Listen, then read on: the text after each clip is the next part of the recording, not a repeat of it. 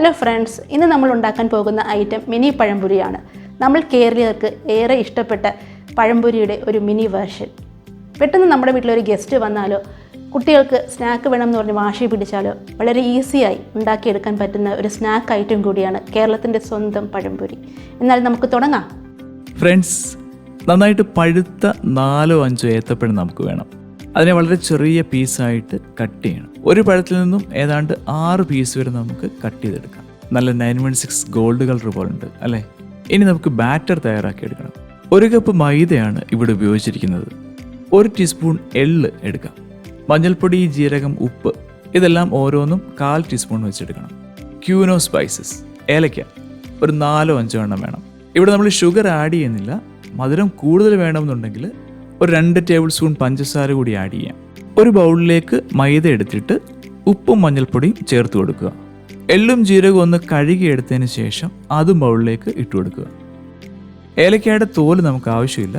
അതിലെ തരികൾ നന്നായി ഒന്ന് പൊടിച്ചെടുക്കുക. മിക്സ് ചെയ്യാനായിട്ട് ഒരു 3/4 കപ്പ് വെള്ളം നമുക്ക് വേണം.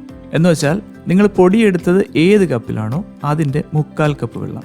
ഇനി ബൗളിലേക്ക് വെള്ളം കുറേശ്ശെ ചേർത്ത് കൊടുത്തിട്ട് നന്നായി മിക്സ് ചെയ്യുക. ബാറ്റർ ഒരുപാട് തിക്കാകാനും പാടില്ല, എന്നാൽ ഒത്തിരി ലൈറ്റ് ആകാനും പാടില്ല. ഈ ഒരു കൺസിസ്റ്റൻസി നമുക്ക് കിട്ടണം. ഒരു പാനിലേക്ക് ആവശ്യത്തിന് എണ്ണ ഒഴിച്ചു കൊടുക്കുക. ഇനിഷ്യലി ഫ്ലെയിം ഹൈയിൽ വെക്കാം.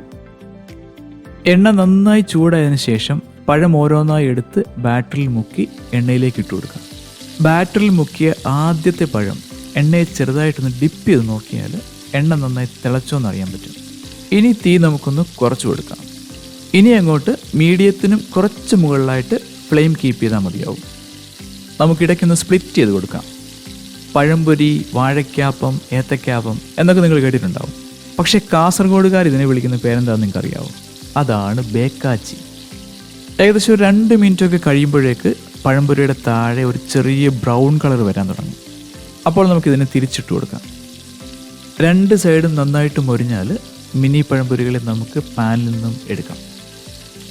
ഒരു ഡിഷ് എടുത്ത് ടിഷ്യൂ പേപ്പർ ഇട്ട് അതിലേക്ക് നമുക്ക് ഈ കുഞ്ഞു പഴംപൊരികളെ നിരത്തിയിടാം.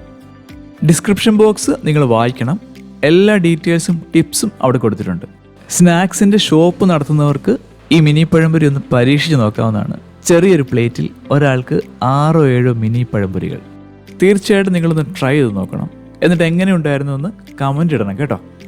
അപ്പോൾ മറ്റൊരു ഡിഷുമായി ഇനിയും കാണാം. Till then take care, good bye. Hi friends, നിങ്ങൾക്ക് ഈ വീഡിയോ ഇഷ്ടപ്പെട്ടാൽ ലൈക്കും ഷെയറും സബ്സ്ക്രൈബും ചെയ്യണേ. ഈ വിഭവം ഉണ്ടാക്കി നോക്കിയിട്ട് നിങ്ങൾ കമൻറ്റ് ബോക്സിൽ കമൻറ്റും റെഡ് ഹാർട്ടും ഇടണേ. Thank U.